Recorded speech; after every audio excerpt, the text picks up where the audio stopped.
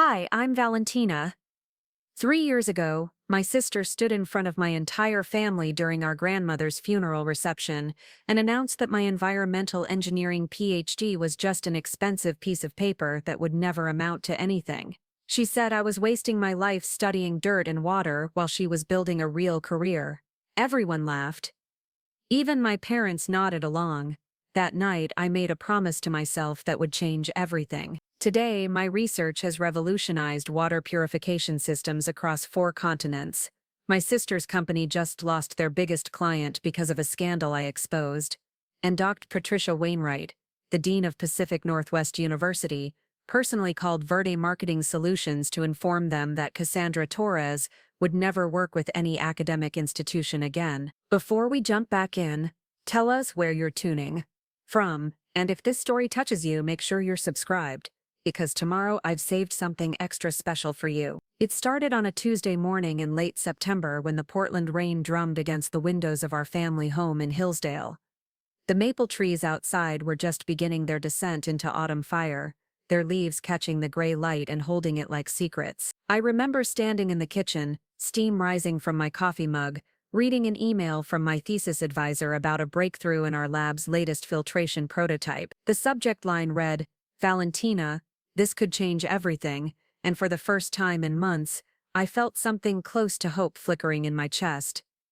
The house was unusually quiet for a Torres family morning. Usually there would be the clatter of breakfast dishes, the rapid-fire Spanish of my mother directing traffic, and the sound of my father's work boots against the hardwood as he prepared for another day, managing construction sites. But today, something felt different. Suspended, like the air before a thunderstorm when everything holds its breath. I heard the front door slam, followed by the distinct click of Cassandra's heels against the entryway tile. My sister had a way of announcing her presence that demanded immediate attention, and even at 28, she moved through our childhood home like she was still the crowned princess of every family gathering. Her voice carried from the living room, bright and animated as she spoke to someone on her phone. "No, trust me, the sustainability angle is pure marketing gold right now. Everyone wants to feel good about saving the planet, but they don't actually want to change anything substantial. We just rebrand their existing processes with some green buzzwords, and boom, instant corporate social responsibility." I set my mug down harder than necessary, the ceramic clicking against the granite countertop. Through the doorway I could see Cassandra perched on the edge of our mother's favorite armchair, her perfectly styled auburn hair catching the lamplight. She wore a cream-colored blazer that probably cost more than my monthly stipend, and her manicured fingers gestured gracefully as she spoke. The trick is making sustainability seem accessible without actually requiring any real innovation. Most companies can't afford to completely overhaul their systems, so we sell them the illusion of environmental responsibility instead. My stomach clenched. For 3 years I had been developing water purification technology specifically designed for communities that couldn't afford traditional infrastructure. My research focused on creating systems that were not only environmentally sustainable but also economically accessible for developing regions. Everything Cassandra was describing represented the exact opposite of what I believed environmental work should accomplish. "Valentina," my mother's voice called from the dining room. "Come say hello to your sister." I walked slowly into the living room, my coffee growing cold in my hand. Cassandra glanced up from her phone call, her expression shifting into what I had learned to recognize as her professional smile, warm but calculated, designed to put people at ease while maintaining a careful distance. "I'll call you back," she said into her phone, then stood to give me a brief hug that smelled like expensive perfume and ambition. "Val, look at you, still in your pajamas at 10 in the morning. The academic life must be nice." I was wearing jeans and a university sweatshirt, but I didn't correct her. "How's the marketing world treating you?" "Oh, same old corporate machine, but it pays the bills," she laughed, a sound like wind chimes in a gentle breeze. "Speaking of which, how's your research going?" Still saving the world one water droplet at a time, there was something in her tone that made my shoulders tense, not outright mockery, but a kind of gentle condescension that somehow felt worse than direct criticism, like she was speaking to a child who insisted they were going to be an astronaut when they grew up. Actually, we just had a major breakthrough with our filtration prototype. Dr. Foster thinks we might be ready for pilot testing in Guatemala by next spring. That's sweet, Cassandra said, settling back into the armchair and crossing her legs elegantly. It's nice that you're so passionate about your hobbies. It's not a hobby, Cass. It's my dissertation research. And hopefully, it'll be my career.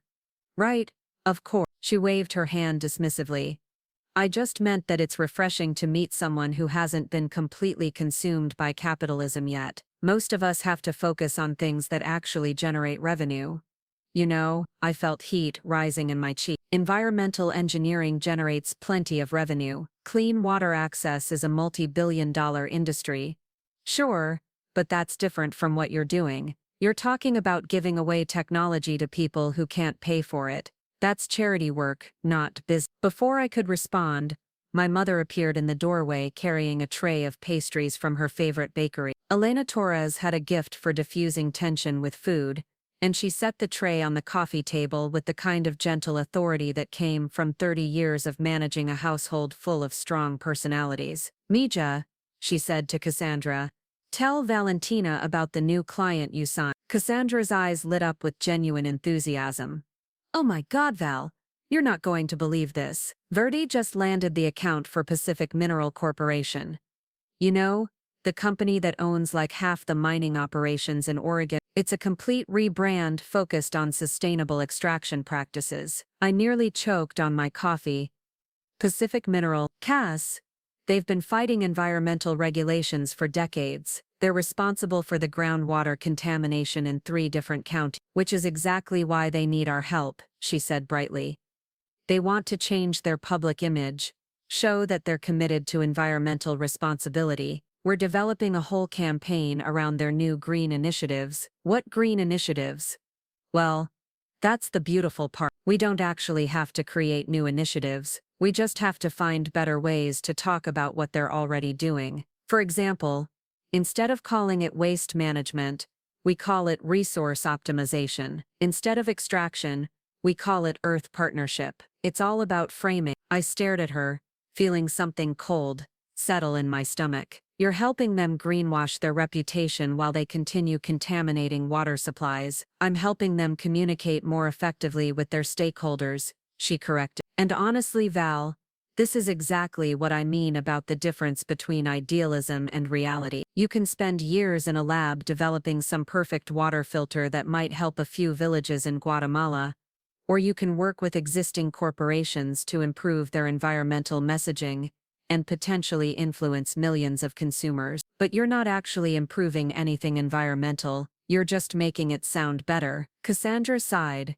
and for a moment her professional facade slipped enough for me to see something harder underneath. This is what I'm talking about, Val. You live in this academic bubble where everything is about pure research and noble intentions, but the real world doesn't work that way. Real change happens through economics and marketing, not through idealistic research projects that nobody will ever fund. My father chose that moment to join us, still wearing his work clothes and carrying the particular wariness that came from managing construction crews in the rain. Roberto Torres was a practical man who had built his small company from nothing, and he had strong opinions about the value of hard work over theoretical pursuits. What are my girls arguing about now?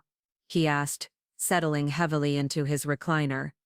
We're not arguing, I said quickly. We're just discussing our different approaches to environmental work. Valentina thinks she's going to save the world with her water filters, Cassandra said with a laugh that didn't quite hide the edge in her voice. I keep trying to explain that environmental work needs to be economically viable to actually matter. Your sister has a point, Mija. My father said to me. Cassandra's been promoted twice in 3 years. She just bought that new car. She's got her own apartment in the Pearl District. That's the kind of success that means something. I felt my chest tighten. Academic research is valuable too, Dad. Just because it doesn't generate immediate profit doesn't mean it's not important. But when does it become profitable? He asked. You've been in school for what, 7 years now? When do you start actually earning money from all this education? PhD programs take time, I said. And the research I'm doing could improve water access for millions of people. That has to count for something. Of course it counts, my mother said gently, but I could hear the worry in her voice. We just want to make sure you're being practical about your future. Cassandra leaned forward, her expression shifting into what I recognized as her consultant mode. Look, Val, I'm not saying your research isn't interesting, but you have to think about market viability. Even if you develop the perfect water filtration system, how are you going to manufacture it? How are you going to distribute it? How are you going to maintain it in remote locations? Those are the questions that real businesses have to answer. Those are exactly the questions my research addresses, I said.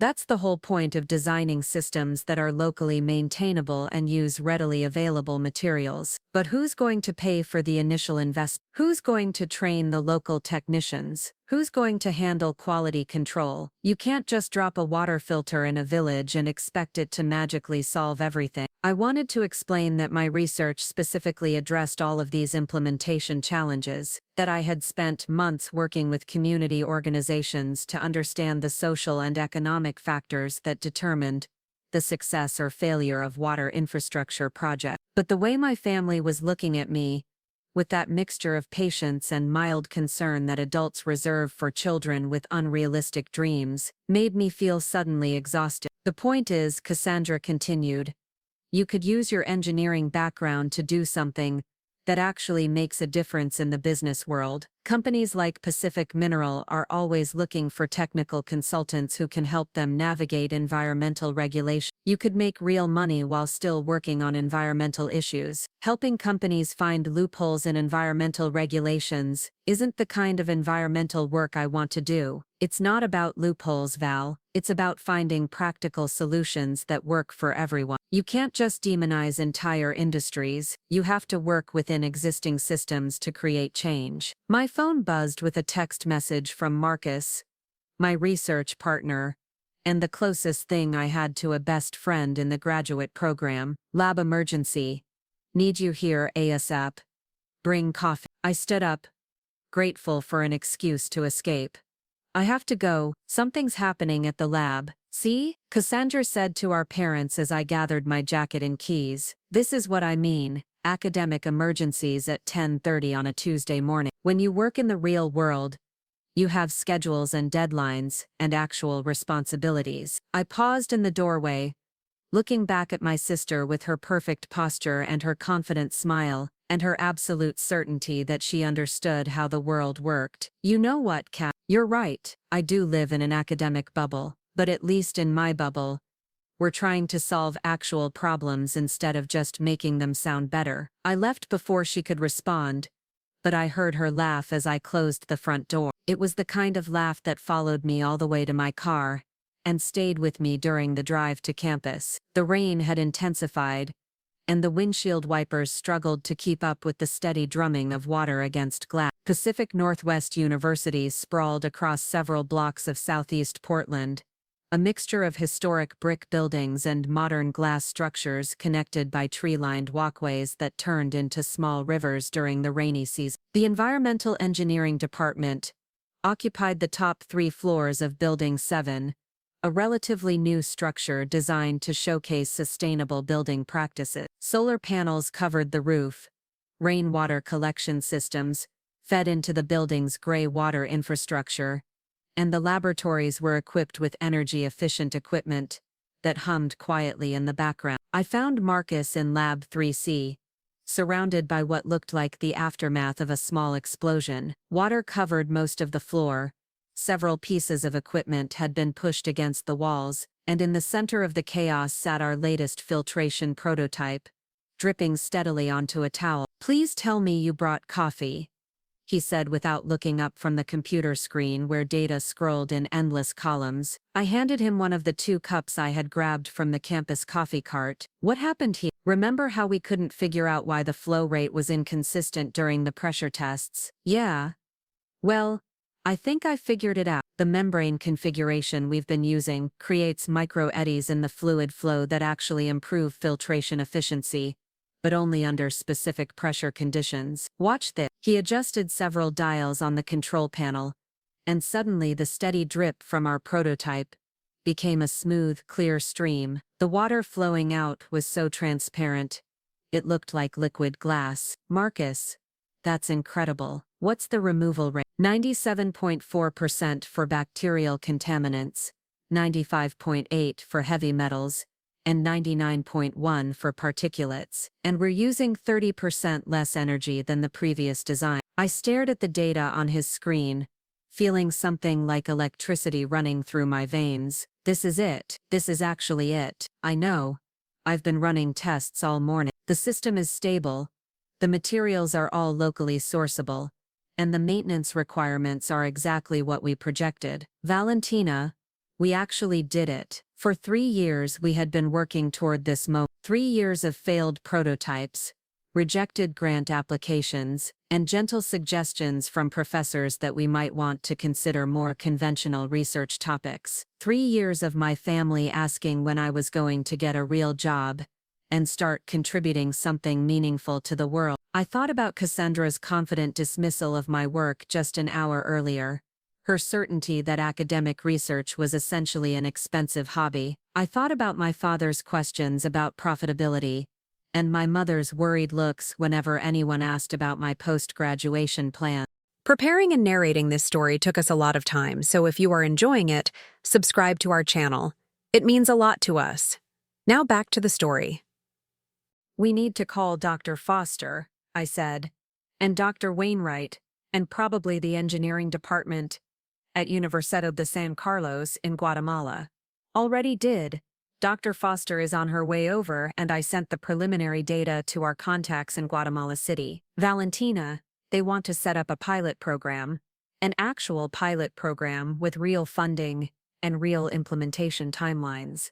I sank into one of the lab chairs, suddenly feeling the weight of everything that had just shifted. In the space of one morning, my research had gone from a theoretical exercise to a practical solution with real-world applications. In the space of one conversation with my family, I had gone from feeling defensive about my choices to feeling absolutely certain that I was exactly where I needed to be. My phone buzzed with another text from Cassandra. Sorry if I was hard on you earlier. Just want you to be realistic about your options. Let me know if you want to talk about consulting opportunities. I stared at the message for a long moment, then deleted it without responding. Outside the lab windows, the rain continued to fall, but the gray light seemed somehow brighter than it had that morning. Marcus was already back at work, fine-tuning pressure settings and recording measurements with the focused intensity that had made him one of the best research partners I could have asked for. This was just the beginning. The real work was still ahead of us. The long process of turning a laboratory prototype into a sustainable, scalable solution for communities that needed clean water. But for the first time since I had started this program, I felt certain that we were building something that would matter. Something that would last. Something that no amount of marketing spin could diminish or improve, because it simply worked. Dr. Amelia Foster arrived 20 minutes later, her silver hair damp from the rain, and her eyes bright with the kind of excitement that never seemed to fade, despite her 30 years in academic research. She examined our prototype with the careful attention of someone who had seen too many promising projects fail due to overlooked details, but her smile grew wider with each test she observed. This is exceptional work, she said finally. Both of you should be proud. Valentina, I think it's time we started talking about your dissertation defense timeline. The word defense sent a jolt of anticipation through me. After years of coursework and research, the dissertation defense was the final step before earning my PhD. It was also the moment when I would have to stand in front of a panel of professors and explain not just what I had discovered, but why it mattered. How soon are we talking? I asked. If the pilot program in Guatemala goes well, I'd say we could schedule your defense for early spring, maybe March or April. That would give us time to collect data from the field implementation and incorporate those results into your final dissertation. Marcus grinned at me from across the lab. Dr. Valentina Torres, environmental engineer, has a nice ring to it. That evening, I drove home through the familiar streets of Hillsdale, with a strange mixture of exhaustion and exhilaration buzzing through my system.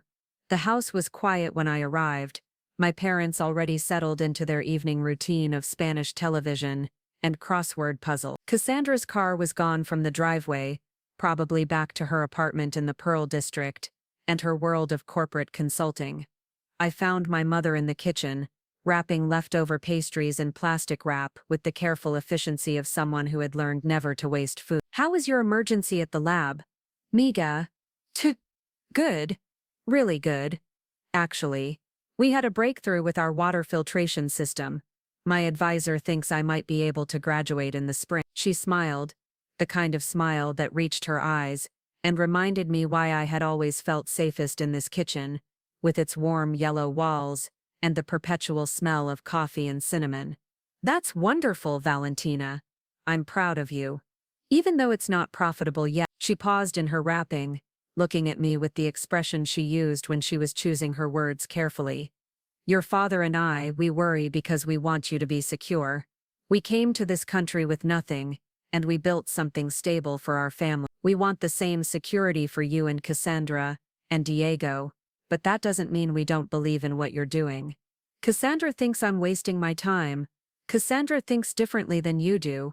That doesn't make either of you wrong." I wanted to explain the difference between thinking differently and actively undermining the work that other people found meaningful, but I could see the tiredness in my mother's face, and decided that some conversations could wait for another day. Instead, I helped her finish cleaning the kitchen, and we talked about smaller things: the weather, the new restaurant that had opened down the street, my cousin's upcoming wedding in Mexico City. Normal family conversations that didn't require anyone to defend their life choices or justify their dreams. But later that night, lying in bed and listening to the rain against my window, I thought about the moment when our prototype had finally worked correctly. The clear water flowing steadily from the output valve, the data confirming everything we had hoped to achieve, the sudden realization that we had actually solved the problem we had set out to solve. I thought about communities in Guatemala and Honduras and dozens of other places where access to clean water determined everything from childhood survival rates to economic development possibility. I thought about the pilot program that would begin in just a few months, and the feedback we would gather and the improvements we would make based on real-world implementation. I thought about Cassandra's confident assertion that real change happened through economics and marketing rather than idealistic research projects. Tomorrow I would send her a link to the preliminary data from our breakthrough, not to prove her wrong, exactly, but to show her that some problems required solutions rather than just better messaging. The rain continued through the night, but for the first time in months, the sound felt like a promise rather than a problem. Water was life, and life was complicated, and complicated problems sometimes had elegant solutions if you were willing to work long enough to find them. This was just the beginning of everything that would follow. 2 weeks later, I stood in the lobby of the Oregon Convention Center, smoothing the wrinkles from my charcoal blazer and trying to calm the nervous energy that had been building in my chest since dawn. The International Sustainability Summit was the kind of event where environmental policymakers, corporate executives, and academic researchers gathered to discuss the future of green technology. I had never presented at anything this high-profile before, but Dr. Foster had insisted that our water filtration breakthrough deserved a wider audience. The convention center buzzed with the controlled chaos of a major conference. Registration tables stretched along one wall, staffed by volunteers in matching green polo shirts, who directed attendees toward different presentation tracks. Corporate sponsors had set up elaborate booths,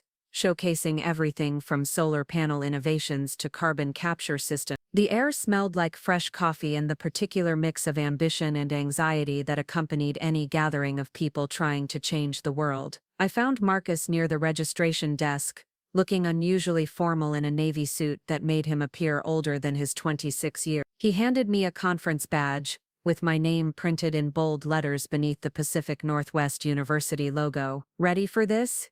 he asked, adjusting his own badge nervously. "As ready as I'll ever be. Did you see the attendance list for our session?"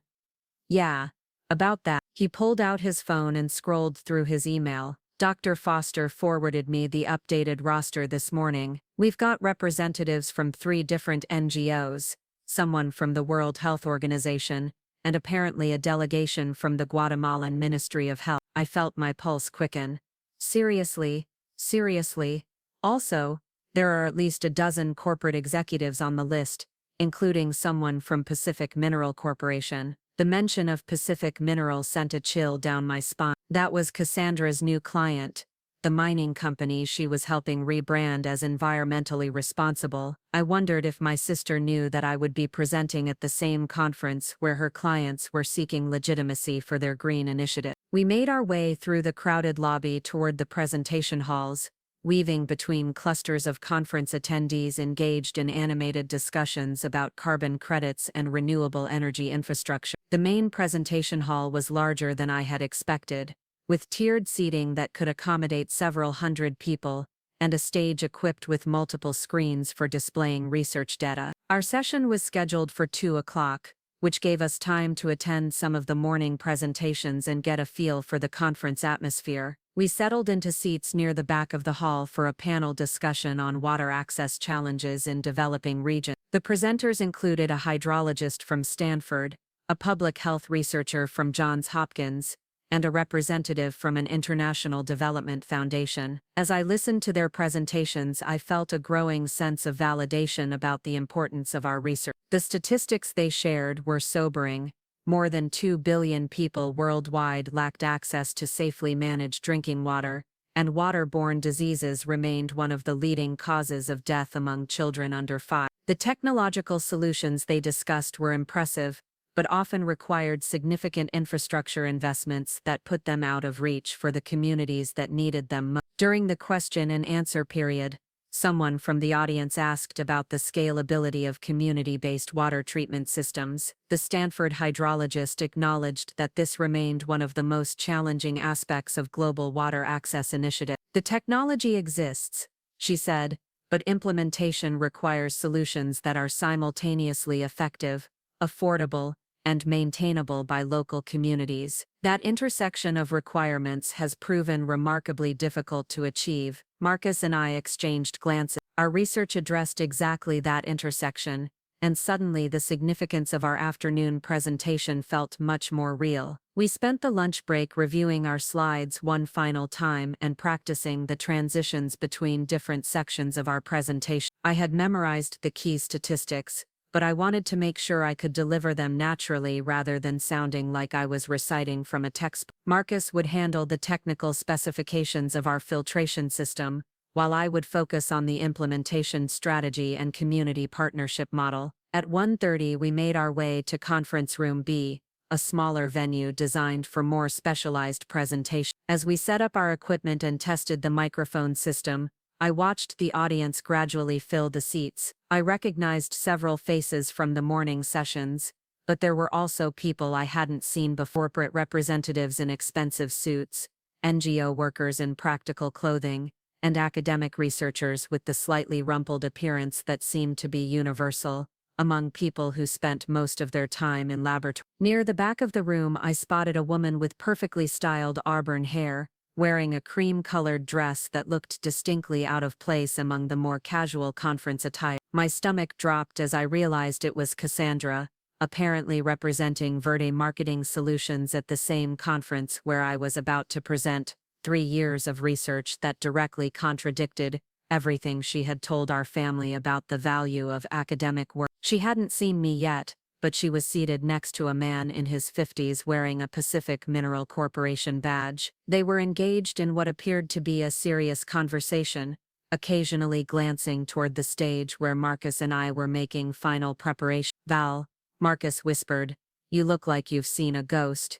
My sister is here." "What? Where?" I nodded toward the back of the room, 3rd row from the back, auburn hair, cream dress. "She's sitting next to someone from Pacific Mineral." Marcus followed my gaze and let out a low whistle. "The sister who thinks your research is a waste of time, the same one." "Well, this should be interesting." Dr. Foster approached the podium to introduce our presentation, and I forced myself to focus on what I was about to say rather than on Cassandra's presence in the audience. I had spent 3 years preparing for this moment, and I wasn't going to let family dynamics undermine the importance of sharing our research with people who could actually implement it. Ladies and gentlemen, Foster began, it's my pleasure to introduce two exceptional graduate researchers from Pacific Northwest University. Valentina Torres and Marcus Reed have developed what I believe represents a significant breakthrough in community-based water purification technology. Their system addresses many of the scalability and maintenance challenges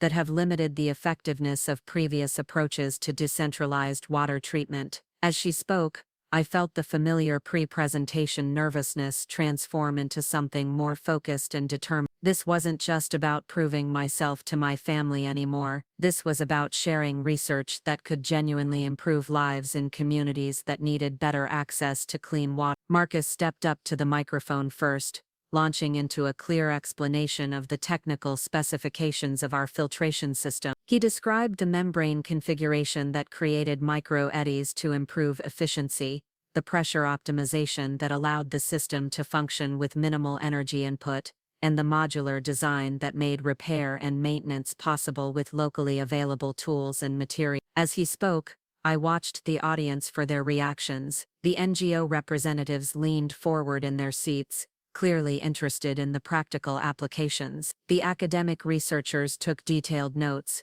probably thinking about how our approach might inform their own work. The corporate representatives maintained more neutral expressions, but I noticed several of them exchanging glances that suggested they were paying close attention. When Marcus finished his section, I took the microphone and began explaining our implementation strategy. I described the community partnership model we had developed based on months of consultation with local organizations in Guatemala. I outlined the training protocols for local technicians, the quality control systems that could be maintained without external oversight, and the economic sustainability framework that would allow communities to afford ongoing operation costs. The key insight, I said, is that technological innovation alone is insufficient to address global water access challenges. Effective solutions must be embedded within social and economic systems that can support them over the long term. Our approach prioritizes community ownership and local capacity building rather than external dependency. As I spoke, I found myself looking directly at Cassandra. She was watching me with an expression I couldn't quite interpret, something between surprise and calculation. The man from Pacific Mineral was taking notes on a tablet, occasionally whispering questions that she answered with subtle nods or shakes of her head. I concluded my presentation by sharing preliminary data from our pilot program in Guatemala. The results were even better than we had hoped: 98% reduction in waterborne illness incidents, significant improvements in childhood nutrition outcomes, and strong community engagement with the maintenance protocol. These results suggest that community-based water treatment systems can be both technologically effective and socially sustainable, I said, but only when they're designed from the beginning to integrate with existing community structures and economic reality. The question and answer period lasted nearly 30 minutes. Representatives from NGOs asked about scalability timelines and funding requirements. Academic researchers inquired about specific technical details and potential applications in different geographic contexts. The corporate representatives asked more pointed questions about intellectual property protections and commercialization potential. Throughout the discussion, I noticed that Cassandra remained silent, but she continued to watch me with that same unreadable expression. When the formal presentation ended, and people began to approach the stage with follow-up questions, she stayed in her seat while the Pacific Mineral representative joined the crowd gathered around our research display. I spent the next hour in conversations with potential collaborators, funding organizations, and implementation partners. The response was more enthusiastic than I had dared to hope. 3 different NGOs expressed interest in adapting our system for their existing program. A representative from the World Health Organization asked if we would be willing to participate in a multi-country comparative study. The Guatemalan Ministry of Health delegate invited us to expand our pilot program to additional communities. By the time the crowd began to thin, I felt simultaneously exhausted and exhilarated. Marcus was beaming as he packed up our equipment, clearly pleased with how the presentation had been received. Val, did you hear what the WHO representative said about the comparative study? This could be exactly the kind of validation we need to scale up the program. I heard. I'm still processing all of it, Honestly, as we finished gathering our materials, I noticed that Cassandra was approaching the stage. She had waited until most of the other attendees had left, and she walked toward us with the confident stride I remembered from childhood, when she would approach our parents to negotiate for extended curfews or increased allowances. "That was quite a presentation," she said when she reached the stage. "Thanks, I didn't know you'd be here." Verde is representing several clients at the conference. Sustainability consulting is a growing market. She paused, glancing at the research posters we had set up behind the presentation area. "I have to admit, what you've developed is more sophisticated than I realized." I waited for her to continue, unsure whether this was the beginning of an apology or the setup for another lecture about the impracticality of academic research. "The Pacific Mineral representative was very interested in your presentation," she said. "He asked me if I knew anything about your background,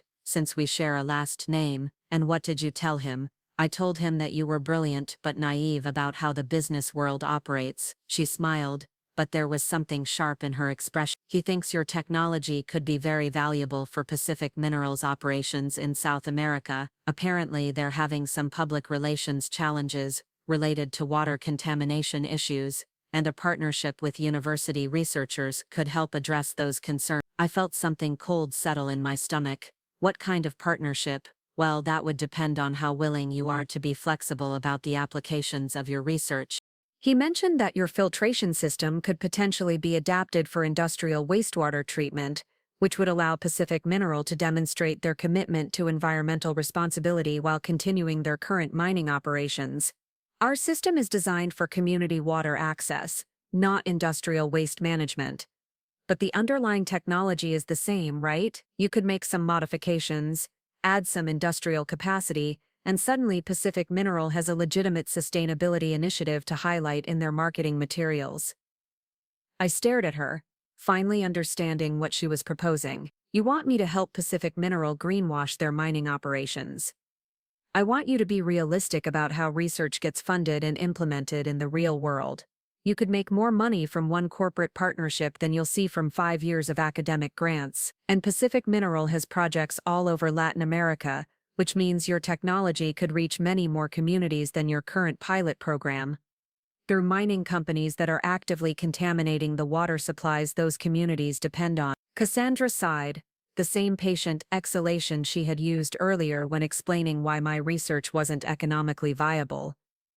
"This is what I mean about the difference between idealism and pragmatism. You can maintain your moral purity and help a few dozen communities in Guatemala, or you can work with existing corporate structures and potentially impact millions of people across multiple countries." Marcus had been listening to this conversation with growing disbelief, and he finally stepped forward.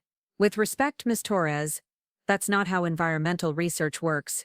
You can't just repurpose community water treatment technology for industrial applications and expect the same result. The scale, the contaminant types, the maintenance requirements, everything is different.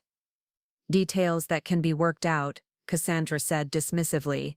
"The important thing is establishing the partnership while Pacific Mineral is interested. These opportunities don't come around often." "The important thing," I said, "is that our research maintains its integrity and serves the communities it was designed to help. I'm not interested in adapting it for corporate greenwashing." "Your choice," she said, but I could hear irritation creeping into her voice. "But don't expect academic grants to sustain this kind of work indefinitely. At some point, you're going to need corporate partnerships if you want to scale beyond feel-good pilot projects." She turned to leave, then paused and looked back at me. "You know, Val, I used to think you were just stubborn, but after watching your presentation today, I'm starting to think you're actually afraid of success, real success, not just academic accolades. And I'm starting to think you've forgotten the difference between success and selling out." She smiled, the kind of smile that never reached her eyes. "We'll see which one of us is right in 5 years. After she left, Marcus and I stood in the empty conference room, surrounded by the remnants of our presentation and the lingering tension of a conversation that had revealed more about family dynamics than either of us was comfortable discussing. "Well," Marcus said finally, "that was intense. That was my sister. She's not wrong about the funding challenges. You know, academic grants are competitive, and they don't always support the kind of long-term implementation work that makes research actually useful. I looked at him sharp. You're not seriously considering the Pacific Mineral Partnership? No, of course not. But there might be other corporate partnerships that align better with our values. Companies that are genuinely committed to environmental responsibility rather than just looking for marketing opportunities. I knew he was right, but I also knew that finding those companies would require careful evaluation and probably lengthy negotiations about how our research could be applied. The conversation with Cassandra had reminded me that the transition from academic research to real-world implementation was more complicated than I had initially realized. We packed up our equipment and walked back through the conference center, which was already being prepared for the evening reception. Corporate sponsors had set up cocktail tables around the main lobby, and caterers were arranging displays of wine and hors d'oeuvres. The atmosphere had shifted from the focused energy of daytime presentations to the more relaxed networking mood of professional socializing. Dr. Foster found us near the registration desk, her face glowing with the kind of excitement that came from watching former students exceed expectations. Valentina, Marcus, that was exceptional work. I've had at least 6 people approach me about potential collaborations, and the WHA representative specifically asked if you'd be available for a consultation meeting next month. Foster, I said, can I ask you something about corporate partnerships? Specifically, how do you evaluate whether a company's environmental commitments are genuine or just marketing? She looked at me thoughtfully. That's one of the most important questions in applied environmental research. Why do you ask? I explained the conversation with Cassandra and the Pacific Mineral representative, leaving out the family relationship details, but emphasizing the tension between research integrity and funding opportunities. Ah, she said, you've encountered the classic academic dilemma. The answer is that you evaluate corporate partnerships the same way you evaluate any other research collaboration. You look at their track record, their willingness to commit to transparent reporting, and their openness to independent oversight of how your research is implemented. And if they fail those tests, then you walk away no matter how much money they're offering. Your research reputation is worth more than any single funding opportunity, and compromised research rarely leads to meaningful long-term impact. She paused, studying my expression with the careful attention she usually reserved for reviewing research proposals. Valentina, I know the funding pressures can feel overwhelming, especially when you're comparing academic salaries to corporate consulting fees. But remember that you chose this path because you wanted to solve problems, not just profit from them.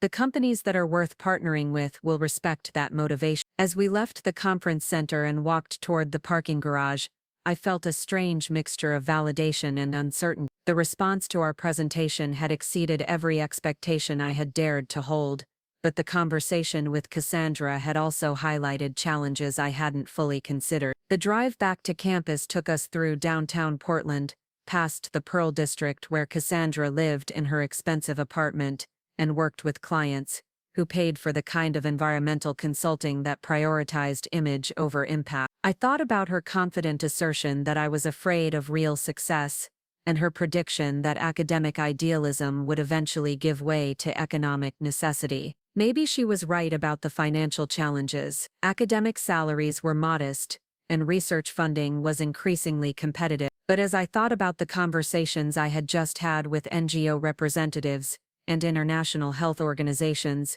I realized that Cassandra and I were operating with fundamentally different definitions of success. For her, success meant financial security, professional advancement, and the ability to influence corporate decision-making from within existing power structures. For me, success meant developing solutions that actually solved problems, building partnerships with communities that needed better access to resources, and contributing knowledge that could inform policy decisions at local and international level. Neither approach was inherently wrong, but they led to very different choices about which opportunities to pursue and which compromises to accept. That evening, I sat in my small apartment near campus, grading undergraduate lab reports and thinking about the day's event. My phone buzzed with text messages from Marcus, sharing links to articles about water access initiatives that might benefit from our research approach. Dr. Foster had forwarded several email addresses of people who wanted to continue conversations about potential collaboration. But I also had a voicemail from Cassandra, left sometime during the drive home. Val, I know you think I'm being mercenary about the Pacific mineral opportunity, but I want you to understand that I'm trying to help you avoid some mistakes I made early in my career. There's a difference between idealism and naivety, and sometimes you have to work within imperfect systems to create meaningful change. Call me when you're ready to have a real conversation about your future. I saved the message without responding, but I found myself thinking about the tone of her voice. Beneath the professional confidence, there had been something that sounded almost like concern. Not the condescending worry I was used to hearing from family members who questioned my career choices, but genuine uncertainty about whether I was prepared for the challenges that lay ahead. The truth was that I wasn't entirely sure myself. The presentation had gone well, and the response from potential collaborators was encouraging, but I was also beginning to understand that transitioning from academic research to real-world implementation would require navigating complexities I had only dimly appreciated as a graduate student. I opened my laptop and began drafting follow-up emails to the organizations that had expressed interest in our work. Each message required careful attention to how our research could address their specific needs, while maintaining the community-centered approach that made it effective. It was delicate work, requiring both technical precision and diplomatic sensitivity. As I wrote, I thought about the villages in Guatemala where our pilot program was already making a difference. Children who could attend school instead of spending hours each day walking to distant water sources.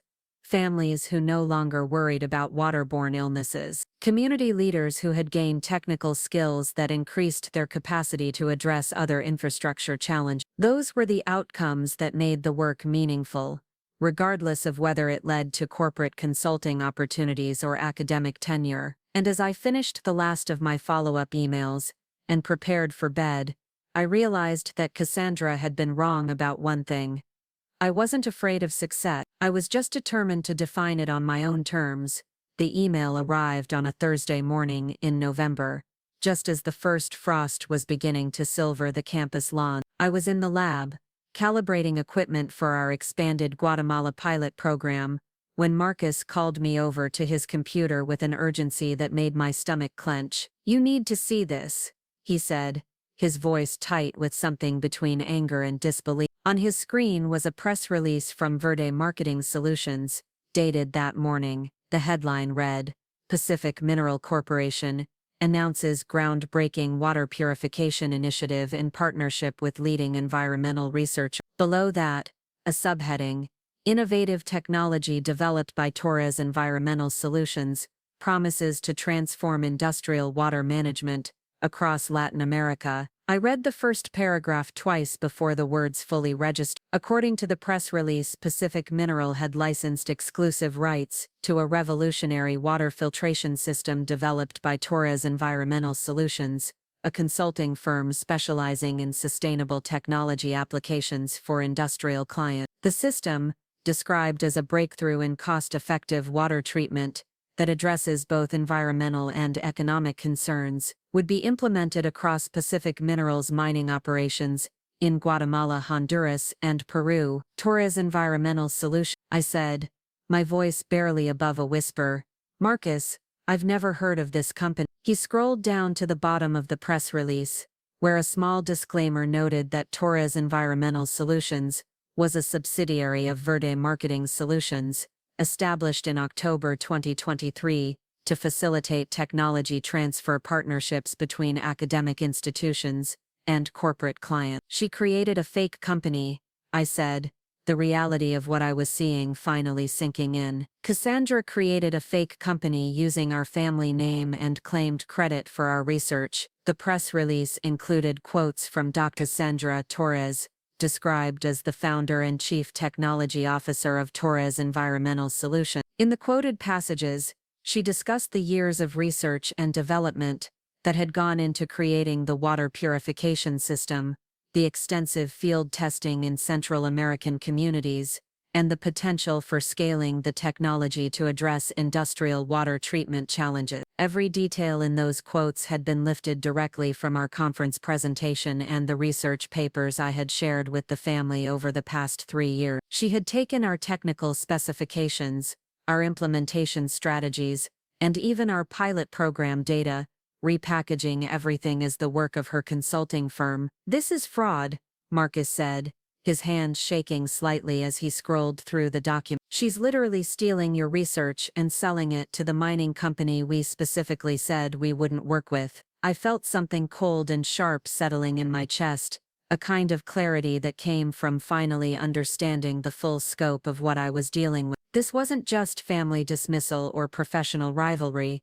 This was intellectual property theft on a scale that could destroy years of work and potentially harm the communities our research was designed to help. "We need to call Dr. Foster," I said, "and probably the university's legal department." But even as I said it, I realized that the situation was more complicated than a simple case of academic misconduct. Cassandra had been careful not to claim affiliation with Pacific Northwest University, or to use any of the specific research data that would be protected by institutional intellectual property policy. Instead, she had created a narrative that positioned her as an independent researcher who had developed similar technology through her own consulting work. The distinction was subtle but legally significant. Unless we could prove that she had access to confidential research materials, or that she was deliberately misrepresenting work conducted under university auspices, her claims might be difficult to challenge through official channels. Dr. Foster arrived at the lab within an hour of my phone call,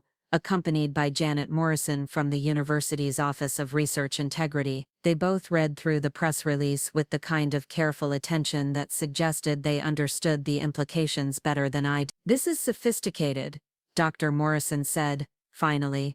"Whoever wrote this knew enough about intellectual property law to avoid making claims that would be easy to disprove. They're not saying they conducted research at the university, or that they have access to your specific data. They're claiming to have developed similar technology independently, but the technical specifications are identical," I said. "The membrane configuration, the pressure optimization, even the maintenance protocols. She couldn't have developed all of that independently." "Probably not," Dr. Foster agreed, "but proving that in a legal context would require demonstrating that she had access to confidential research materials, and that she used those materials to create competing intellectual property. Given that she's your sister, she could argue that you shared information with her informally, which would complicate any fraud claim." I thought about all the family dinners where I had excitedly described our research breakthroughs, all the times I had tried to explain why our work mattered, all the conversations where I had shared technical details in the hope of helping my family understand what I was trying to accomplish. "So what can we do?"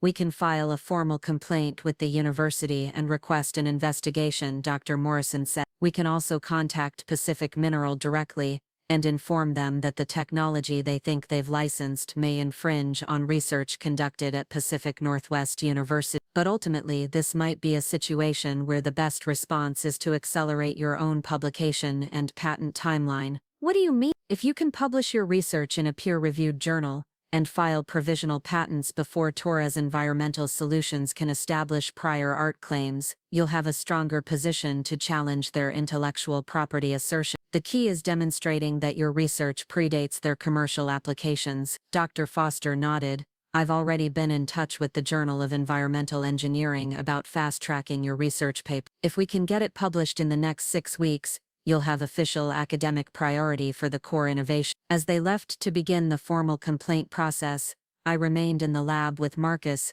both of us, staring at the computer screen where Cassandra's press release continued to mock us with its careful blend of stolen ideas and legal protection. "There's something else," Marcus said quietly. "Look at this." He had pulled up the Torres Environmental Solutions website, which had apparently been launched the same day as the press release. The site featured professional photos of water treatment equipment that looked suspiciously similar to our prototypes, along with case studies from Guatemala that included details only available in our confidential pilot program reports. "She's been planning this for months," I said. The conversation at the conference, the questions about corporate partnerships, even the way she positioned herself as trying to help me understand business realities. She was gathering information the whole time. The betrayal felt different from anything I had experienced before. When my family had dismissed my research as impractical or questioned my career choices, I had been able to dismiss their concerns as misunderstanding or lack of vision. But this was deliberate,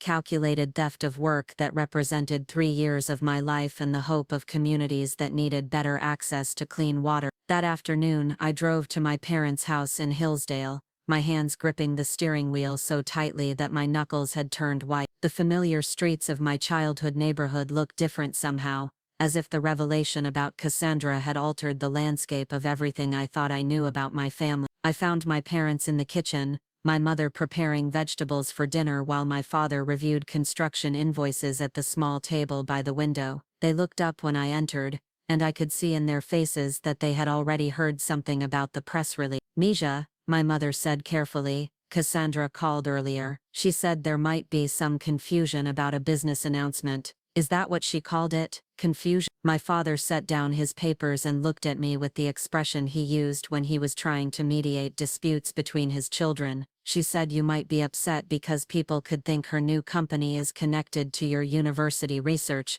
Dad, she stole my research. She created a fake company, claimed credit for work I've been doing for 3 years, and sold it to a mining company that's actively contaminating water supplies in the same communities we're trying to help. Valentina, my mother said, that's a very serious accusation. It's not an accusation, it's what happened. Here, look at this. I pulled out my phone and showed them the press release and the Torres Environmental Solutions website. As they read, I watched their expressions shift from skepticism to confusion, to something that might have been recognition. The technical details, my father said slowly, these are the same things you've been telling us about for months. Yes, because she took my research and repackaged it as her own consulting work. My mother sat down heavily in one of the kitchen chairs. But why would she do something like that? Money. The Pacific Mineral contract is probably worth more than I'll make in 5 years of academic research, and she's been trying to convince me for months that academic work is impractical and that I should focus on corporate consulting instead. She said you turned down the opportunity to work with them,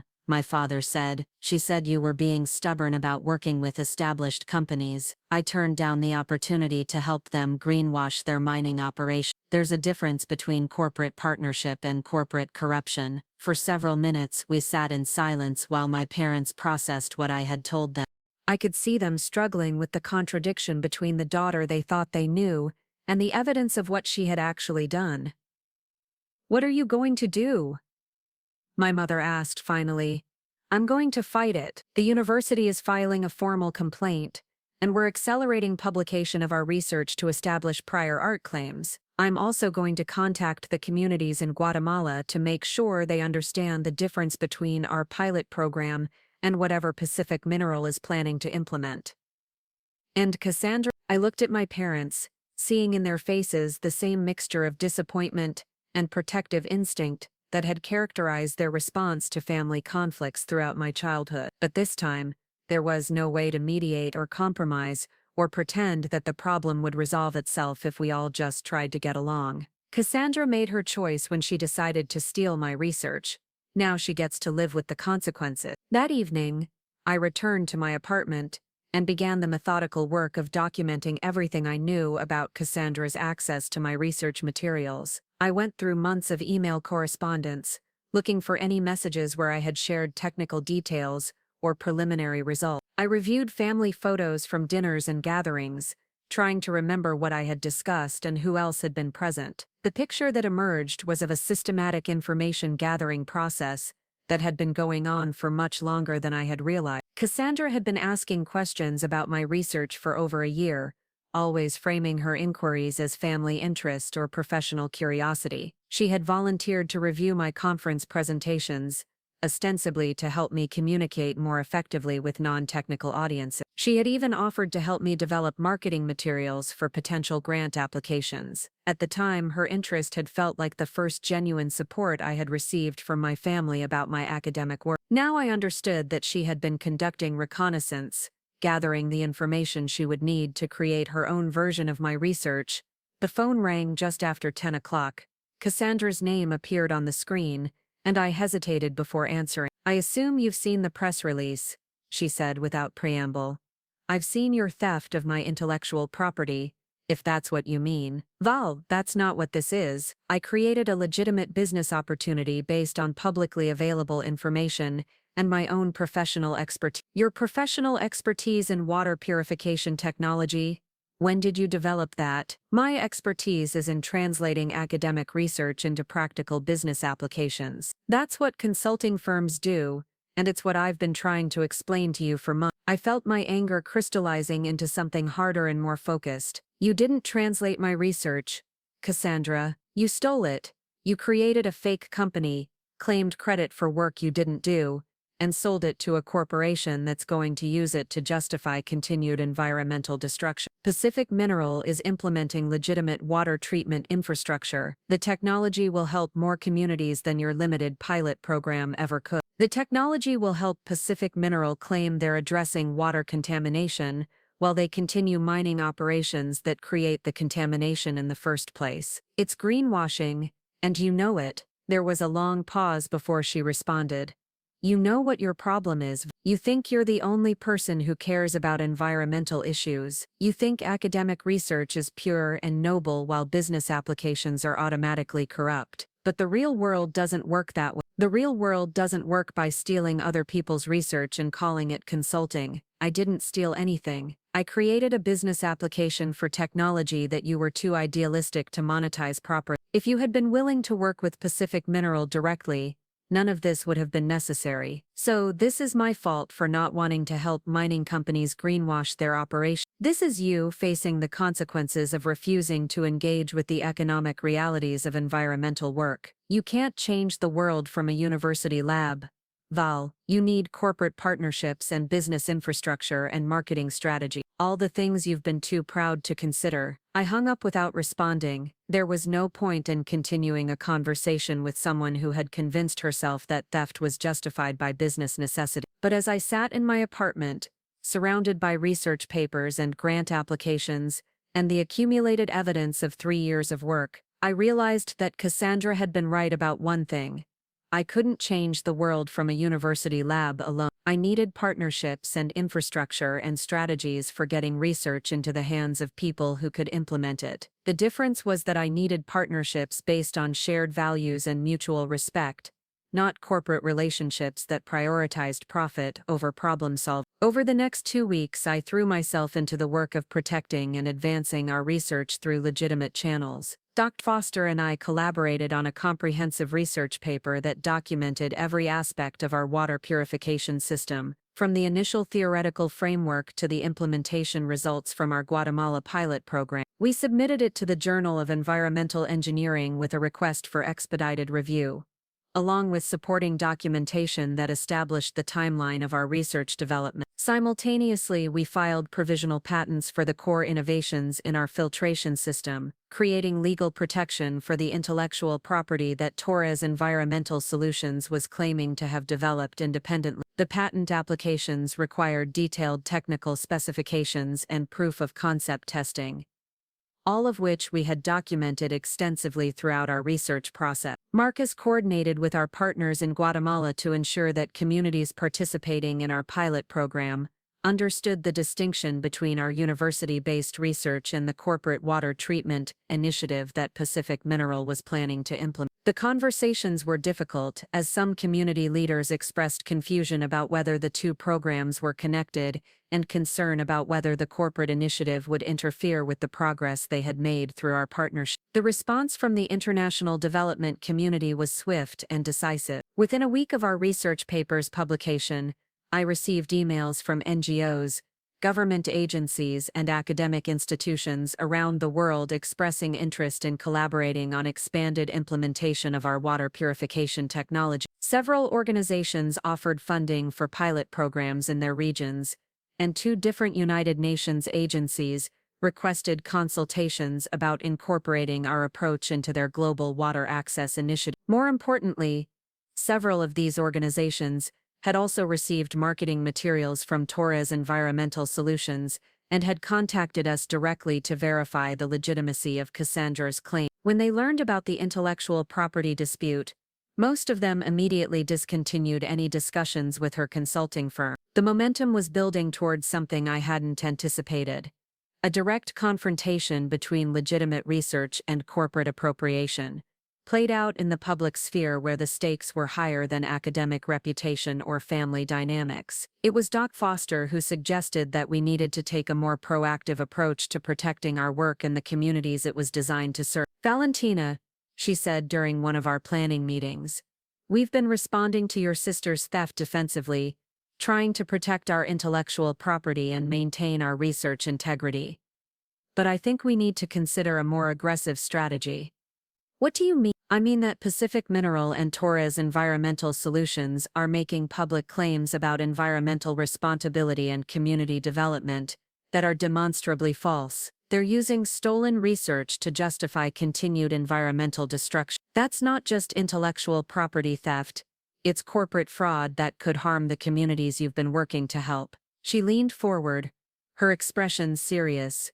"I think it's time to make this a public issue. Not just an academic dispute, but a case study in corporate greenwashing and the appropriation of environmental research for profit." The idea was both terrifying and appealing. For 3 years, I had been focused on developing technology that could help communities access clean water. I had never imagined that I would need to become an advocate for research integrity, or a critic of corporate environmental practices. But as I thought about the communities in Guatemala who had trusted us with their water security, and the international organizations who were looking for legitimate partnerships to address global water access challenges, I realized that staying quiet was no longer an option. "What would that look like?"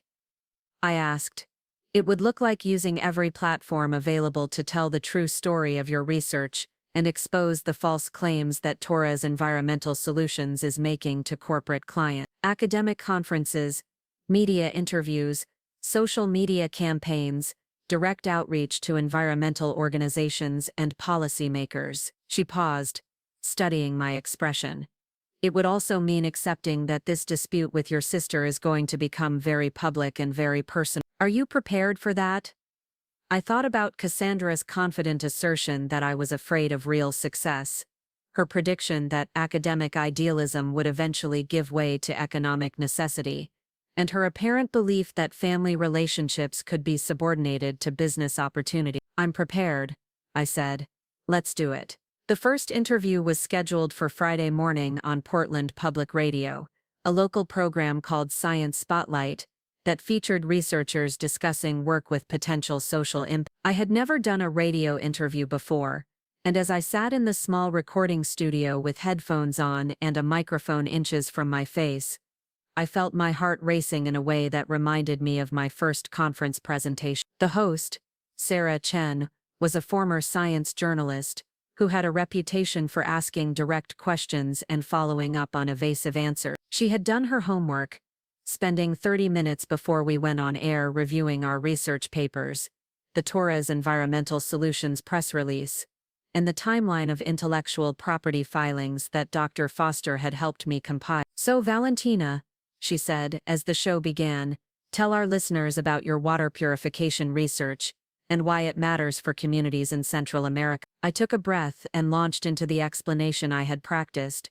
describing the technical innovations that made our system effective and the community partnership model that made it sustainable. As I spoke, I found my nervousness fading, replaced by the familiar enthusiasm that came from talking about work I genuinely believed in. "That sounds like groundbreaking research," Sarah said, "but I understand there's been some controversy about who actually developed this technology. Can you explain what's happening with Torres Environmental Solutions?" This was the moment I had been preparing for, the point where the interview would shift from academic discussion to public accusation. I had rehearsed this part carefully, focusing on facts rather than emotions and avoiding any statements that could be construed as personal attack. Last month, a consulting firm called Torres Environmental Solutions announced that they had developed identical water purification technology and licensed it exclusively to Pacific Mineral Corporation for use in mining operations across Latin America. When I reviewed their technical specifications and implementation claims,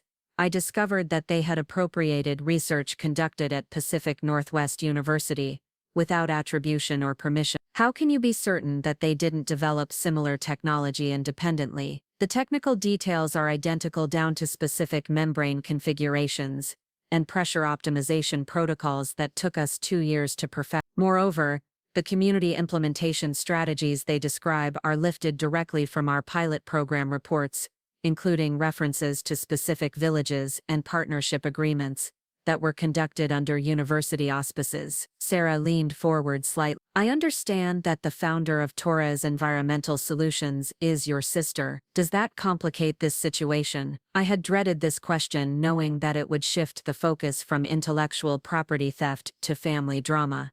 But Foster had advised me to address it directly rather than trying to avoid the personal connection. The family relationship makes the theft more painful personally, but it doesn't change the fundamental issue. Cassandra Torres had access to confidential research materials through family conversations and used that access to create competing intellectual property claims. The method of access doesn't make the appropriation less serious. What impact could this have on the communities your research was designed to help? That's my biggest concern. Pacific Mineral Corporation has a documented history of environmental violations and water contamination in exactly the regions where they're now claiming to implement responsible water treatment. Using our technology to greenwash their mining operations, while continuing practices that contaminate community water sources, represents the opposite of what our research was designed to accomplish. After the interview, I felt drained but also strangely liberated. For months I had been dealing with Cassandra's theft privately, working through academic and legal channels that moved slowly and offered limited recourse. Speaking publicly about what had happened felt like finally being able to tell the complete story, rather than fragments filtered through institutional processes. The response was immediate and more extensive than I had expected. Within hours of the radio interview, I received emails from journalists at 3 different newspapers, 2 environmental organizations, that wanted to discuss the broader implications of corporate research appropriation, and a documentary filmmaker who was working on a project about greenwashing in the mining industry. More surprisingly, I also received a message from Dr. Patricia Wainwright, the Dean of Pacific Northwest University, asking if I could meet with her the following Monday to discuss institutional response strategies for the Torres Environmental Solutions situation. I had never spoken directly with Dean Wainwright, though I knew her reputation as someone who had built her career on environmental policy research and who took intellectual property protection seriously. Her office occupied the top floor of the administration building, with floor-to-ceiling windows that offered a panoramic view of the Portland skyline and the Columbia River beyond. "Ms. Torres," she said as I settled into a chair across from her polished wooden desk, "I've been following the situation with your sister's consulting firm, and I want you to know that the university is prepared to support you in whatever way necessary to protect your research and our institutional integrity." I appreciate that, Dean Wainwright.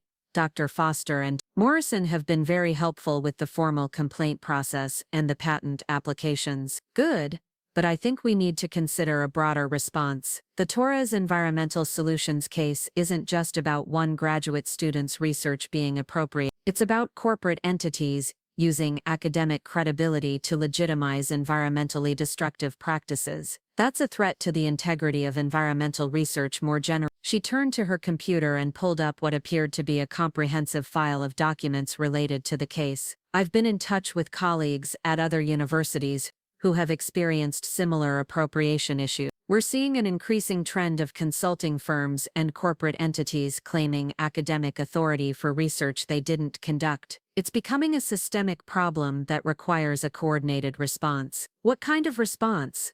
Several things. First, we're going to file a formal intellectual property lawsuit against Torres Environmental Solutions and Pacific Mineral Corporation, not just for patent infringement, but for fraudulent misrepresentation of academic research and false advertising of environmental benefit. I felt my pulse quicken.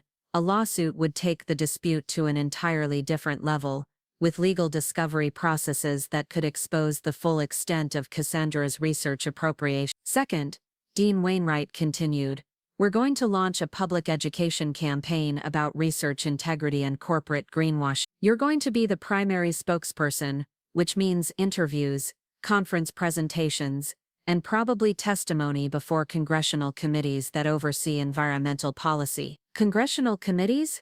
Senator Martinez's office contacted me yesterday. She chairs the Senate Subcommittee on Environmental Justice, and she's been looking for case studies that demonstrate how corporate greenwashing affects vulnerable communities. Your research in the Torres environmental solutions controversy provide exactly the kind of concrete example she needs to advance stronger regulatory oversight.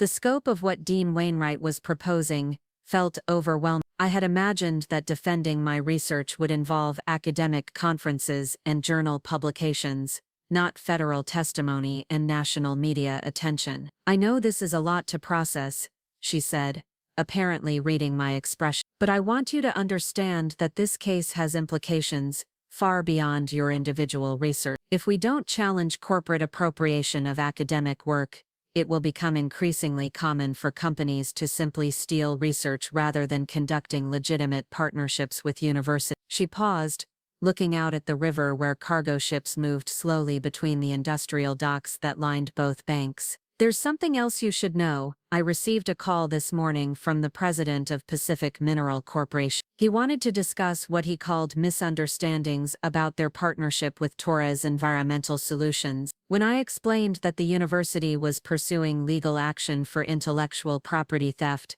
he suggested that we might be able to reach some kind of accommodation. What kind of accommodation? He offered to provide funding for your research in exchange for our withdrawing the lawsuit and allowing Torres Environmental Solutions to continue their consulting contract. Essentially, he was offering to pay us for research that was already stolen. I felt anger flaring in my chest. And what did you tell him? I told him that Pacific Northwest University's intellectual property is not for sale, especially not to corporations that are using stolen research to justify environmental destruction. She smiled grimly. I also told him that our legal team would be in touch regarding additional charges of attempted bribery. The meeting lasted another hour, during which Dean Wainwright outlined a comprehensive strategy for challenging not just Torres Environmental Solutions, but the broader pattern of corporate research appropriation. It was ambitious and aggressive, and it would require me to become comfortable with a level of public attention that felt daunting. But as I walked back across campus toward the environmental engineering building, I realized that the scope of the challenge was also what made it worthwhile. This wasn't just about protecting my individual research anymore, it was about establishing precedents that would protect other graduate students and researchers from similar appropriation in the future. The next few weeks passed in a blur of media interviews, legal depositions, and strategy meetings with university administrators. The story had been picked up by national environmental publications and several major newspapers, turning what had begun as a local academic dispute into a case study in corporate environmental fraud. The attention brought both support and criticism. Environmental organizations and academic institutions rallied behind our lawsuit, with several universities filing amicus briefs that documented similar cases of research appropriation. But we also faced pushback from corporate advocacy groups that characterized our legal action as an attack on legitimate technology transfer and business innovation. More personally challenging was the response from my extended family and the broader Torres family network in Portland. While my parents had gradually come to understand the seriousness of what Cassandra had done, other relatives saw the public nature of the dispute as an embarrassing family conflict that should have been resolved privately. My Aunt Carmen called one evening to express her concern about the impact of the lawsuit on family relationships and Cassandra's professional reputation. "Misha," she said, "I understand that you're upset about the business situation, but taking your sister to court seems very extreme. Families should be able to work these things out without involving lawyers and newspapers." "Tia Carmen, this isn't a family disagreement. It's intellectual property theft that could harm communities we've been working to help. Cassandra didn't just steal my research, she's using it to help a mining company greenwash their environmental violations. But she's still your sister, and now her name is in the newspapers as someone who steals from her own family. That's going to follow her for the rest of her career." I understood Carmen's perspective, but I also realized that it represented exactly the kind of thinking that had allowed Cassandra to believe she could appropriate my research without consequences. The assumption that family loyalty should supersede professional integrity and public accountability. If Cassandra was concerned about her professional reputation, she shouldn't have stolen my research and sold it to a mining company, I said. The consequences she's facing are the result of her own choices. The conversation ended tensely, and I knew that Carmen's concerns were shared by other family members who valued family harmony over principle. But I also knew that backing down now would send a message that research appropriation was acceptable, as long as it stayed within families or involved corporations with sufficient resources to make legal challenges expensive. The breakthrough came in early December, during the discovery phase of our lawsuit against Torres Environmental Solutions and Pacific Mineral Corporation. Dr. Foster called me into her office on a Tuesday afternoon, her expression a mixture of vindication and barely contained anger. "Valentina, you need to see what our legal team uncovered in Pacific Minerals' internal communications." She handed me a thick folder containing printed emails, internal memos, and what appeared to be transcripts of recorded phone conversations. The documents detailed discussions between Pacific Mineral executives and Cassandra about the acquisition of university research for their environmental compliance initiative. The most damaging document was an email chain from October, in which Cassandra explicitly described how she had gathered technical specifications from family conversations and university presentations to create the Torres Environmental Solutions consulting package. The email included her assurance to Pacific Mineral that the source of the research won't be able to challenge our intellectual property claims because of the informal nature of information transfer. In another document, a Pacific Mineral executive noted that using independently developed water treatment technology would allow them to claim environmental responsibility without actually changing their mining practices or addressing the contamination issues that had triggered regulatory scrutiny. "This is conspiracy to commit fraud," I said, staring at the documents. "They knew the research was stolen, and they planned to use it specifically for greenwashing purposes." "It gets worse," Dr. Foster said. "Keep reading." The final set of documents included communications between Torres Environmental Solutions and several other corporations about developing similar technology transfer arrangements for other university research projects. Cassandra had apparently been building a business model based on appropriating academic research and repackaging it as independent consulting services. She's been doing this to other research. According to these documents, she contacted at least 6 different graduate students and postdoctoral researchers over the past year, asking questions about their work under the guise of potential business partnership. Then she used the information to develop competing consulting packages for corporate clients. I felt sick. The betrayal wasn't just personal anymore. It was part of a systematic effort to exploit the openness and collaboration that characterized academic research communities. What happens now? Now we have evidence of a criminal conspiracy, not just civil intellectual property infringement. Our legal team is sharing these documents with federal prosecutors who specialize in corporate fraud cases, and Dean Wainwright is coordinating with other universities to identify additional victims of Torres Environmental Solutions research appropriation. That evening, I sat in my apartment reviewing the legal documents and trying to process the magnitude of what we had uncovered. The case was no longer about my research being stolen by my sister. It was about a predatory business model that threatened the fundamental principles of academic research and scientific collaboration. My phone rang, and Cassandra's name appeared on the screen. I hesitated, then answered. "I assume you've seen the discovery materials," she said, her voice strained in a way I had never heard before. "I've seen the evidence of your systematic fraud, if that's what you mean. Val, I need you to understand that everything I did was within legal boundaries. Technology transfer is a legitimate business practice, and consulting firms regularly license academic research for commercial applications. Technology transfer involves partnerships and licensing agreements and attribution. What you did was theft and fraud. I made business decisions that you might not agree with, but I didn't break any laws. The federal prosecutors who are reviewing your case might disagree with that assessment." There was a long silence. When Cassandra spoke again, her voice was smaller, less confident than I had ever heard it. "I never intended for it to go this far. When I started Torres Environmental Solutions, I thought I was just creating business opportunities for research that was going to stay trapped in academic institutions anyway. You thought you were stealing research that wouldn't be monetized properly,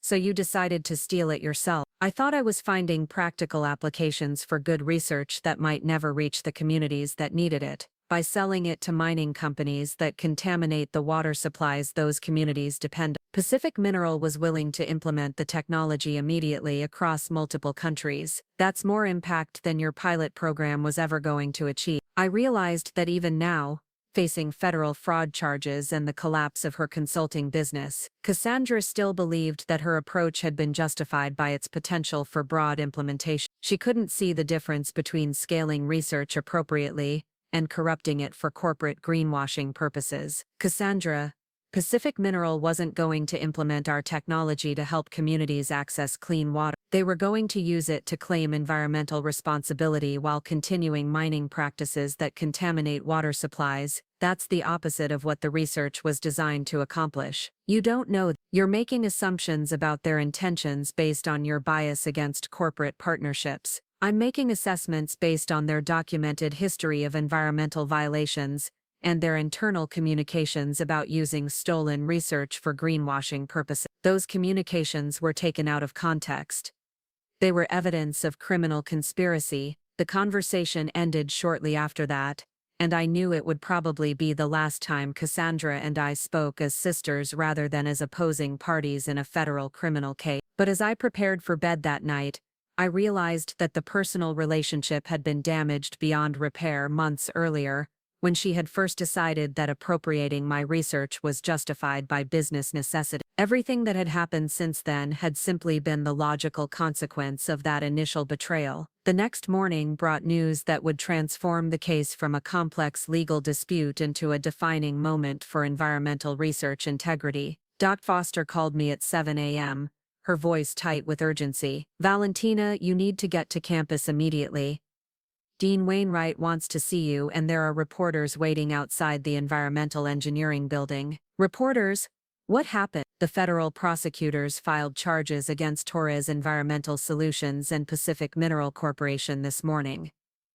Conspiracy to commit fraud, intellectual property theft, and violations of environmental disclosure regulation. It's being covered as a major corporate fraud case, and they're using your research as the primary example of academic appropriation. As I drove toward campus, I could see news vans parked along the street outside the university entrance. The case that had begun with a family conversation about career choices had become a national story about corporate corruption and research integrity. I was about to discover that the most challenging part of the entire experience was still ahead of me. The courtroom in downtown Portland was smaller than I had expected, with oak-paneled walls and high windows that let in the gray January light. I sat in the second row behind the prosecution table, wearing the same navy blazer I had worn to my first conference presentation, my hands folded in my lap as I watched federal prosecutors present evidence that would determine the future of Torres Environmental Solutions and Pacific Mineral Corporation.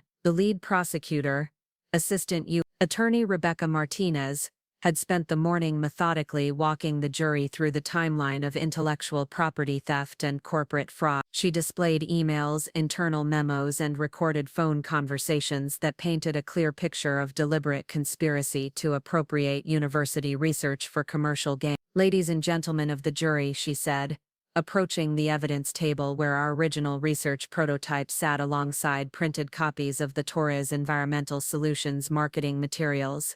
"This case is about more than intellectual property theft. It's about a systematic effort to exploit academic research for corporate profit, with complete disregard for the communities and institutions that the research was designed to serve." Cassandra sat at the defense table, flanked by two attorneys who had spent considerable effort trying to characterize her actions as legitimate business practices, rather than criminal fraud. She looked smaller somehow, her usual professional confidence replaced by something more brittle and defensive.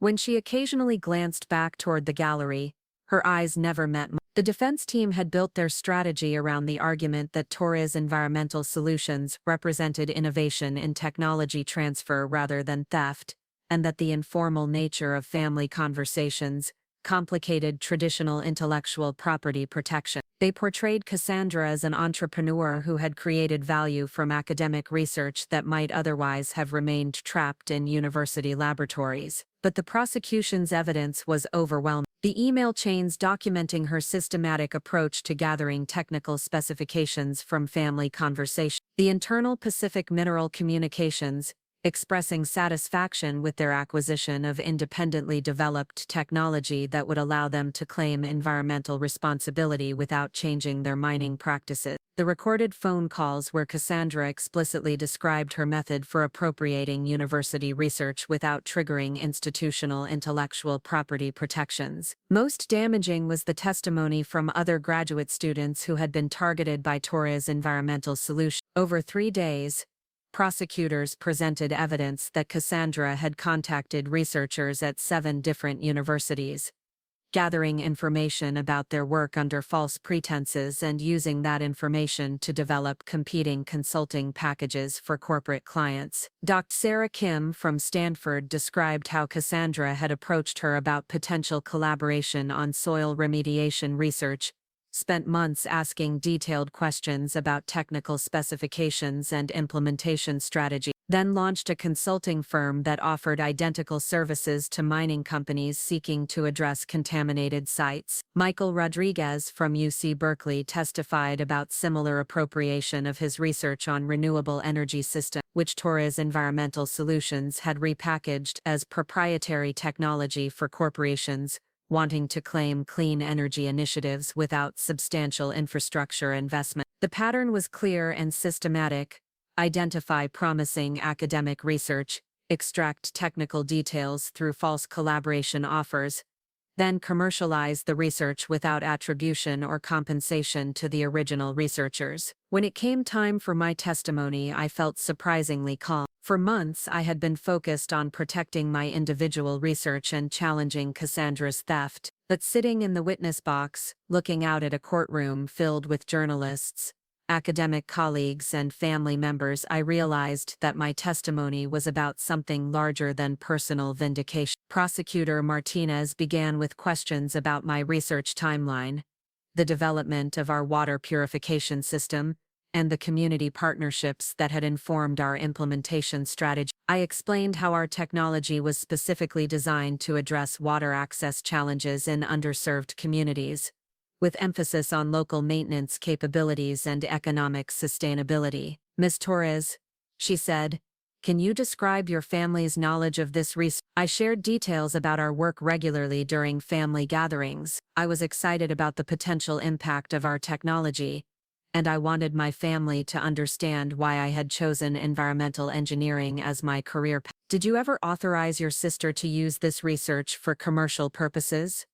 No. Our conversations were informal family discussions about my academic work. I never gave permission for that information to be used to create competing intellectual property or commercial application. What was your reaction when you learned about Torres Environmental Solutions and their partnership with Pacific Mineral Corporation? I looked across the courtroom at Cassandra, who was staring down at her hands rather than meeting my gaze. I was devastated, not just because my research had been stolen, but because it was being used to help corporations greenwash environmental violations rather than actually address water access challenges. Everything about the Pacific Mineral Partnership represented the opposite of what our research was designed to accomplish. The defense cross-examination focused on the informal nature of family conversations and the difficulty of maintaining confidentiality when discussing research at family gatherings. Cassandra's attorney suggested that I had been naive to share technical details in casual settings and that Torres Environmental Solutions had simply capitalized on publicly available information. But the prosecution's rebuttal was devastating. They presented evidence that Cassandra had deliberately sought out technical details that went far beyond what would be shared in casual conversation,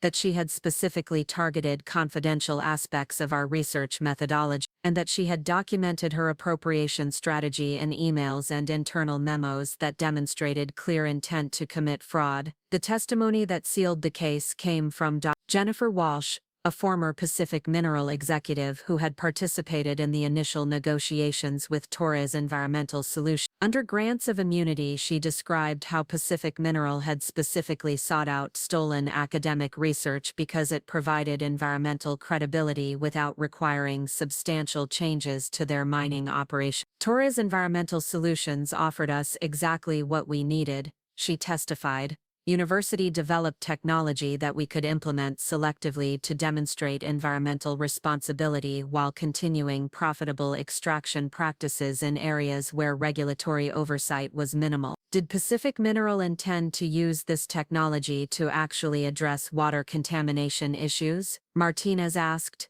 No. We intended to use it for public relations purposes. The goal was to generate positive media coverage about our environmental initiatives while minimizing operational disruptions to our mining activities. And did Torres Environmental Solutions understand this objective? Yes, Ms. Cassandra Torres specifically assured us that the technology could be implemented in ways that would maximize positive publicity while requiring minimal investment in actual environmental improvements. When the defense attempted to challenge Walsh's testimony, the prosecution introduced recorded phone calls where Cassandra explicitly discussed strategies for implementing water treatment systems in ways that would generate maximum public relations value with minimum cost to Pacific Minerals operations. The jury deliberated for less than 6 hours. When they returned with guilty verdicts on all counts, I felt a complicated mixture of relief, vindication, and sadness. The legal victory was complete, but it came at the cost of family relationships that would never be repaired. Cassandra was sentenced to 18 months in federal prison and ordered to pay restitution to the universities whose research had been appropriated. Torres Environmental Solutions was dissolved and Pacific Mineral Corporation faced additional civil penalties for environmental fraud and misleading environmental disclosure. But the most significant outcome was the precedent the case established for protecting academic research from corporate appropriation. Within months of the verdict,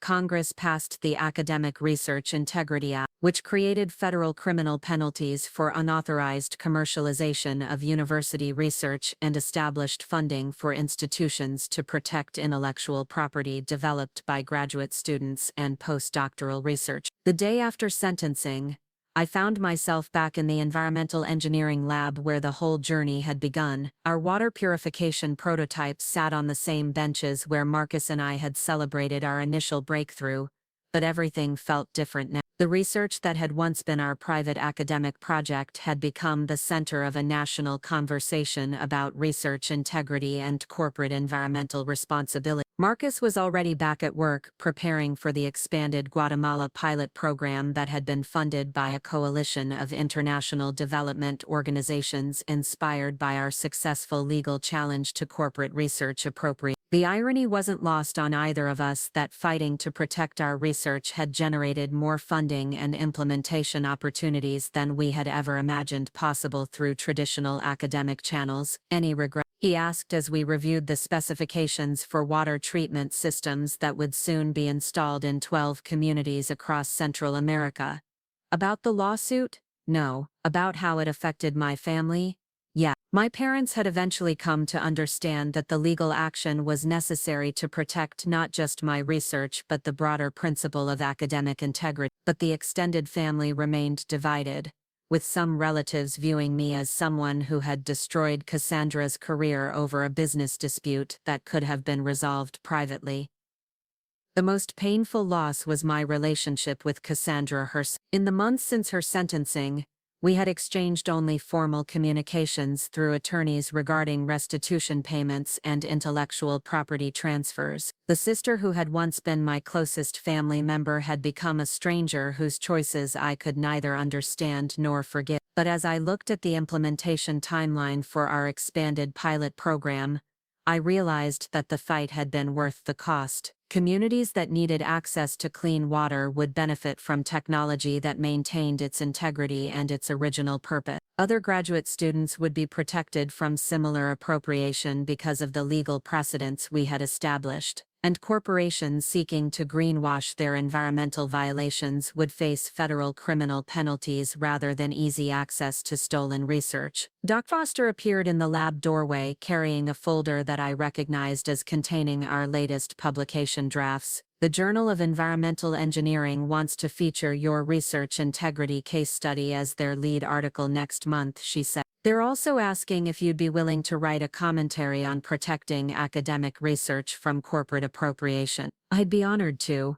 There's something else. Dean Wainwright received a call from the State Department this morning. They want to discuss incorporating your water purification technology into international development initiatives, with full academic attribution and community partnership protocols. The scope of what had emerged from our legal battle continued to surprise me. What had begun as a defense of individual research had evolved into a broader movement for research integrity and ethical technology transfer. That evening, I drove through the familiar streets of Portland, past the neighborhoods where I had grown up and the university where I had spent the past 4 years developing research that I hoped would make a difference in the world. The city looked the same, but my relationship to it had changed fundamentally. I was no longer just a graduate student trying to prove that academic research could have practical value. I was someone who had successfully challenged corporate fraud and established legal protections for other researchers. I was also someone who had lost family relationships in the process of defending principles that mattered more than personal comfort. As I pulled into the parking lot of my apartment complex,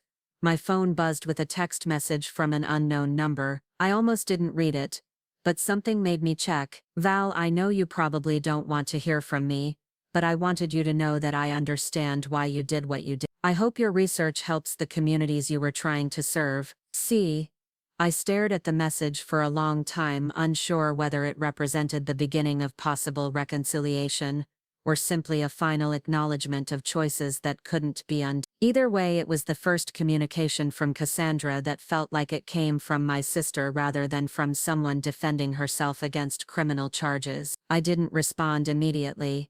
Some conversations required more time and more healing than a text message could provide. Instead, I climbed the stairs to my apartment and opened my laptop to begin working on the commentary that Dr. Foster had mentioned. The article would describe not just the technical details of research protection, but the broader importance of maintaining integrity in environmental research when corporate interests sought to appropriate academic work for profit. As I wrote, I thought about the communities in Guatemala where our pilot program would soon expand, and the international partnerships that would adapt our technology for other regions where water access remained a critical challenge. I thought about the graduate students who would benefit from stronger intellectual property protections, and the corporations that would have to develop legitimate partnerships with universities rather than simply stealing research. But mostly I thought about the choice I had made to fight for principles rather than accepting family peace, and the unexpected strength I had discovered in defending work that mattered more than comfort or convenience. The research had succeeded beyond every expectation I had held when Marcus and I first achieved our breakthrough in the lab.